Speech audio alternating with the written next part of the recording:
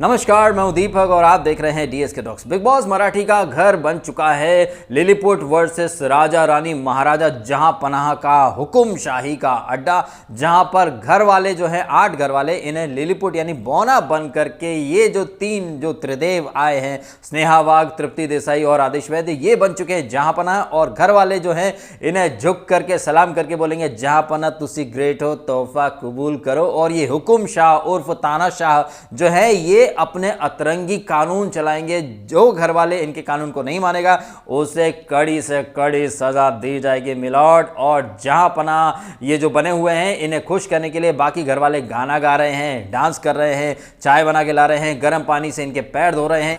हर पल ये लोग ऑर्डर देंगे, घर वालों को इनके ऑर्डर पूरे करने होंगे। और ये सारी चीज़ें शायद मर्यादा की हदें भी पार कर जाएं। किस कदर ये लोग ह्यूमैनिटी का दायरा पार करते हैं या नहीं करते, ये आने वाले एपिसोड में पता चलेगा। इनको जो ये काम देंगे, ये जो हुकुमशाह हैं, ये घर वालों से जो काम करवाएंगे, उसमें इंसानियत का तकाजा का मेंशन किया गया है। और ये जो घर वाले हैं जो कि लिलीपुट बने हैं, इनके लिए कुछ नियम दिए गए हैं कि ये फर्नीचर पर नहीं बैठ सकते, सात्विक खाना ही खाएंगे। और ये जो घुटने के ऊपर जो क्रिकेट के जो पैड होते हैं ऐसे करके लगा रखा है।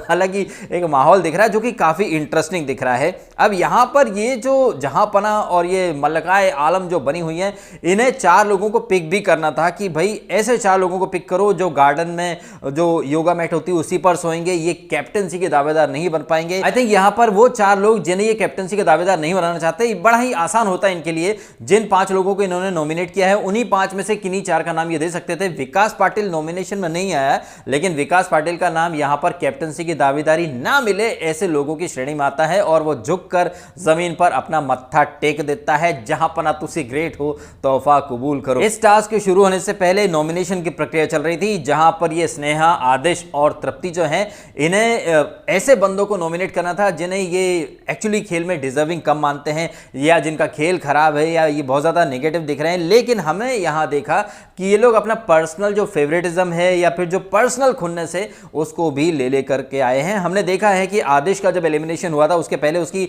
अच्छी बॉन्डिंग थी विकास, विशाल, मीनल और सोनाली, इन लोगों के साथ।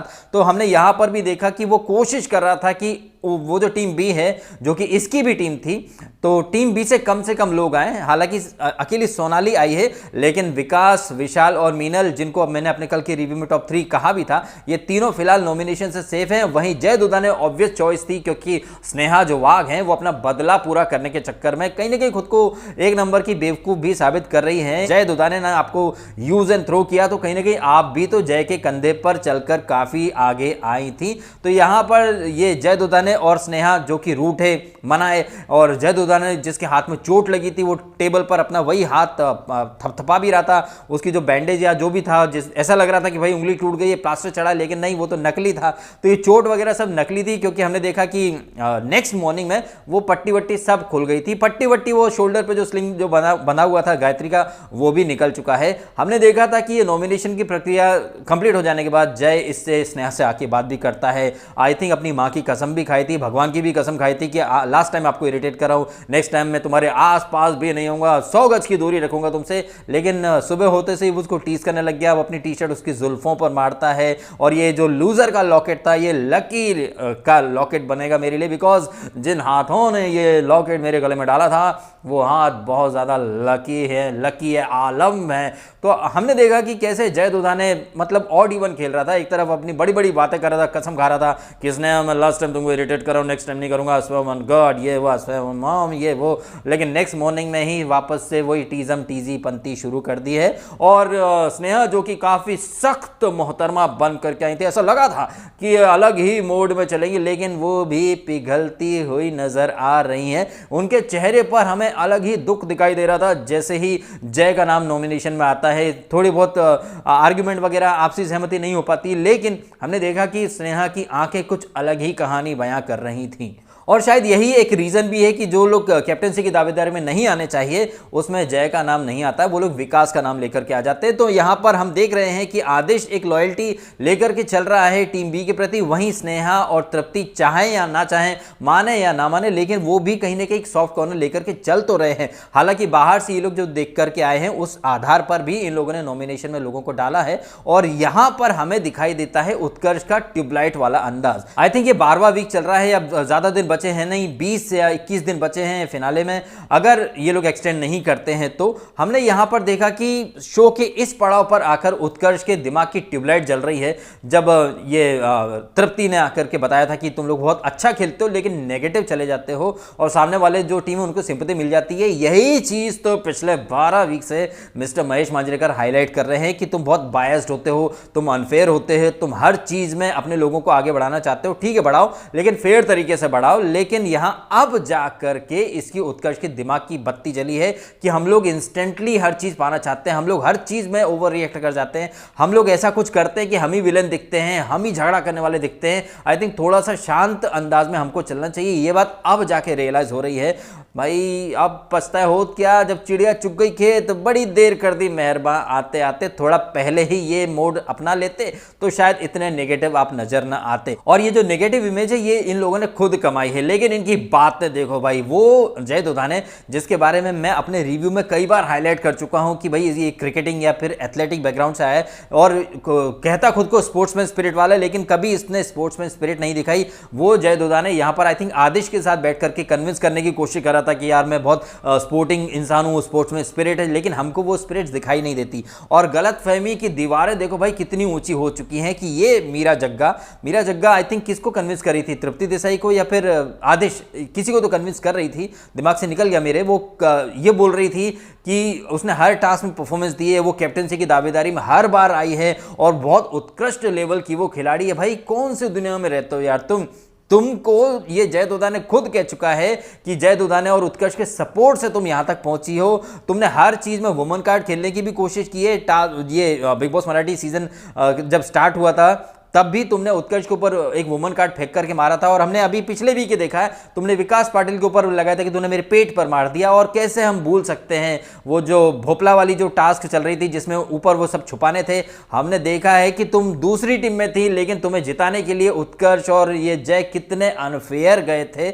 मतलब वो थी दूसरी टीम में लेकिन उस दूसरी टीम के खिलाड़ी को ये लोग जिताने पर उतारू हो चुके थे। ऐसे में ये मीरा जग्गा कौन सी दुनिया में रहती, कौन से लॉस्ट वर्ल्ड डायनासोर की प्रजाति में तुम उत्पन्न हुई हो जहां तुमको यह लगता है कि तुम मतलब खूब लड़ी मर्दानी हो, जबकि तुम तो खैरात की थाली में लेकर के तुम्हें लाया गया है। तुम और गायत्री अभी थोड़ी अलग लग रही थी, थोड़ी पॉजिटिव लग रही थी, लेकिन वो जब इमोशनल हो गई है तो हम देख रहे हैं कि जय उसको कंसोल करने की कोशिश करता है। तो मीरा और गायत्री टाइम एंड अगेन बार बार साबित कर रहे हैं कि इन्हें किसी न किसी के सपोर्ट की जरूरत तो है, चाहे वो इमोशनल सपोर्ट हो, चाहे वो फिजिकल सपोर्ट हो, चाहे वो मेंटल सपोर्ट हो। वही हम देखते हैं कि आदिश भी यहां पर बीच में मैच मेकिंग वाली कुछ पीस मेकर वाली भूमिका निभाता है। वो विशाल उससे बोलता भी कि वो बाहर जाकर सोनाली के पेरेंट्स से मिलेगा और उनसे सॉरी वगैरह बोलेगा, तो यहां इनमें दोस्ती वापस हो जाए ऐसी कुछ कोशिशें की जा रही हैं। वहीं जय जो है उसका जो स्नेहा से चल रहा है इसके बारे में आफ्टर इफेक्ट्स ये वॉशरूम एरिया में ये सब बातें करते रहते हैं कि यार नॉमिनेशन में डाल दिए, लोग तो ग्रजेस निकाल रहे हैं,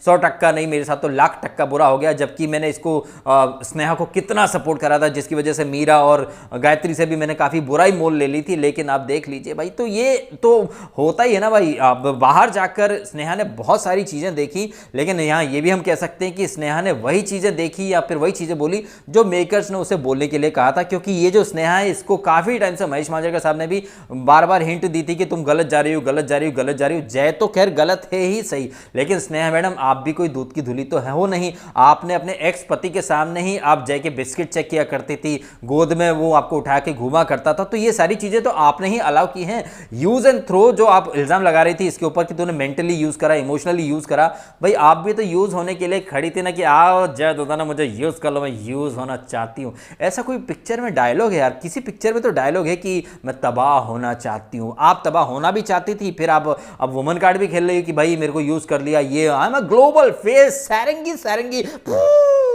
यहां पर भी उन्होंने सारंगी कर ही दिया।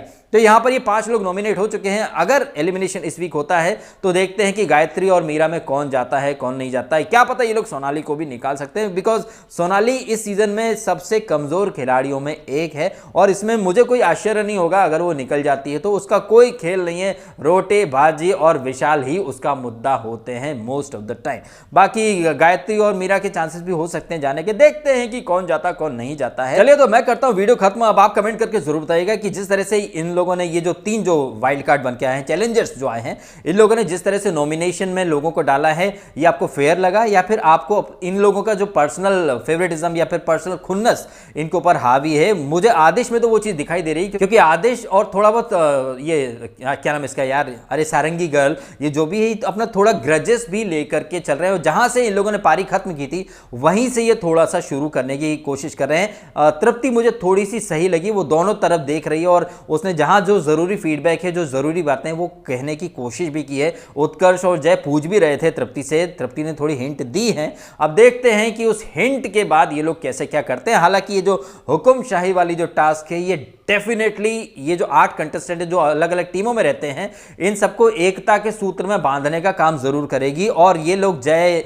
उत्कर्ष कितने भी नेगेटिव गए हों, अभी चूंकि ये सारे जो है लिलीपुट के मेंबर्स हैं, इन लोगों को भर भर के सिंपैथी मिलेगी, क्योंकि इन्हें पनिश किया जाएगा, सजा दी जाएगी, इनसे ऐसे ऐसे काम करवाए जाएंगे कि जो हमारे सबके दिल को कहीं ना कहीं पिघला देंगे और हम चाहें ना चाहें सिंपैथी हमारी तरफ से थोड़ी बहुत मिलना शुरू हो जाएगी। जय, उत्कर्ष, मीरा, इन सबको क्या लगता है आपको? कमेंट करके अवश्य बताइएगा आपके भी ओपिनियन। और यदि आपको ये वीडियो अच्छा लगा तो वीडियो को लाइक करें, कमेंट करें, शेयर करें और करें सब्सक्राइब डीएसके टॉक्स को। यदि आपने नहीं किया तो आपने समय निकाला और ये वीडियो देखा, आपका बहुत बहुत धन्यवाद।